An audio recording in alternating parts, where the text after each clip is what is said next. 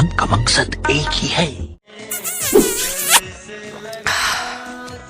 Welcome back to my channel Ripa's ব্লগে সবাইকে welcome. Welcome. বলছি কি বুকে ব্যথা উঠেছে নাকি?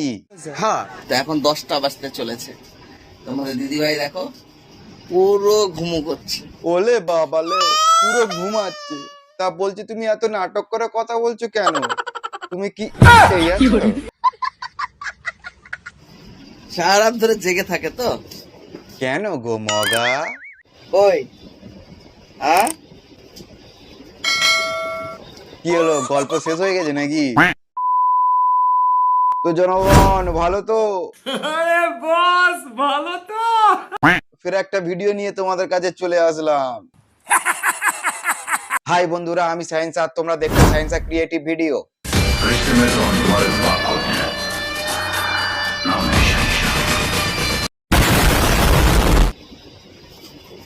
দেখো গাইস, দেখাও মগা। বাইগান কত বড় বালিশ নিয়ে শুয়ে আছে। কারণ তোমাকে জড়িয়ে ধরে ঘুমানোর মতো উপায় নাই তো। বাইগান কি আর করবে, তাই বালিশ নিয়ে ঘুমাচ্ছে। উপায় থাকলে কি আর বালিশ নিয়ে ঘুমাতো কেউ? হ্যাঁ, কত ঘুমাবে? হয়ে গেছে তো। ও হয়ে গেছে, তা কবার হলো? জানি না। আমি শিব, আমি শিখছি তাহলে, আমি শিখছি। আচ্ছা সোনা, শো, তুমিও শুয়ে পড়ো। আহ, কত মিষ্টি মিষ্টি কথা বল, যেন এই সবে কথা বলা শিখেছে। ঠিক বলেছো। বাবা, বালিশকে কি করছো এইভাবে ধরে? বাবা, যেটা তুমি পারো না সেটা কোল বালিশ করছে। সেটা কাজটা আমার হলো বাম্বু ঢিল। আচ্ছা বৌদি, এই বাম্বু ঢিল মানেটা কি একটু যদি বলতে তাহলে খুব খুশি হতাম। अभी बदत है भाई, अभी बदत है। পাচ্ছি আজকে এটা কাজতে আমার পুরো আঠা বেরিয়ে যাবে। ছি, এই বৌদিটা কি নোংরা নোংরা কথা বলে। আঠা বেরিয়ে গেল।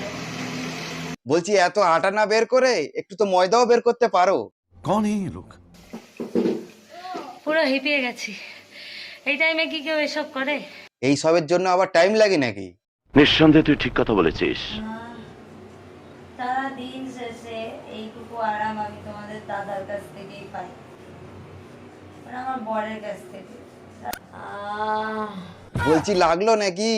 বলছি বৌদি, এইসব ইউটিউবে না করে ক্রমে গিয়ে তো করতে পারো। ঠিক বলেছো। ভালো ভিউজ হবে, হেভি ইনকাম হবে। কি আরাম, কি যে আরাম পেলাম। আর তোমাদের দাদা ভাই যখন এভাবে মানে দেয়, তোমার যা বর, মনে হয় না যে তোমাকে আরাম দিতে পারবে, মানে মাথা টিপে।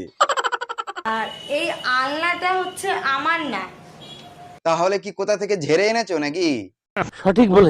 আবার মনে করো আগে আমি যেমন মনে করো ছিলাম, ঠিক এখন সেরকমই হয়ে গেছে। আগে আমি যেমনি ছিলি তেমনি করিয়ে দে।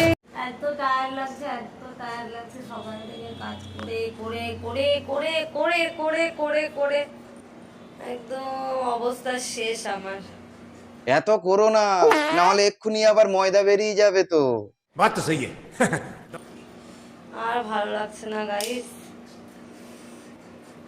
এত করলে কার ভালো লাগে বলো? এটা কিন্তু মিথ্যে কথা বললে। তোমার যা বর, ওর দ্বারা আর কিচ্ছু হবে না, বেকার। ইয়া বা, তুমি উপর থেকে নিচে শুলে কেন? কিচ্ছু নেই, ঠান্ডা লেগে যাবে।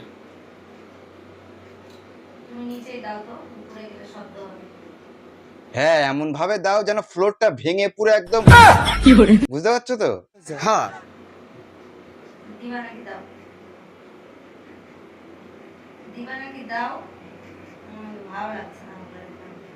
কাকে দিয়েছে রাজার পাট? তোমার কি মনে হয় দাদা দিতে পারবে? এইটা আমরা জানতাম। সারাদিন পর যখন একটু মানে রেস্ট নিতে আসি না, তখন আর মনে হয় না যে কিছু করি। তখন আর মানে নিজেকে আর কন্ট্রোল করতে পারি না, শরীরটা আস্তে আস্তে ছেড়ে দেয় বিছানাতে। তখন কি দাদা এসে কন্ট্রোল করে? প্রচন্ড শরীরটা টায়ার্ড লাগে, বুঝলে? তোমরা যারা যারা এরকম করো আশা করছি তারা বুঝবে। বুঝে গেছি বৌদি, আর বোঝাতে হবে না। আর চোখের মধ্যে গুঁতো মেরে দিচ্ছ তো তুমি। আমি আগেই বলেছিলাম এই মগার দ্বারাই কিচ্ছু হবে না। क्या बात कर रहे हैं? দেখলে তো লাস্টে চোখে গুঁতো মারছে, জায়গা আর খুঁজে পেল না।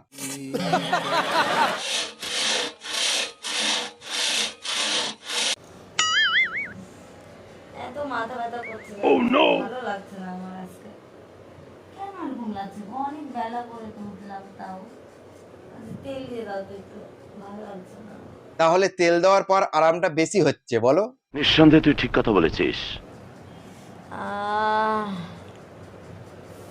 ইস, কি আরাম। তোমাদের মনে হয় এ আরাম দিতে পারবে? গাইস, জীবনটা একদম ধন্য হয়ে যায় জানো তো।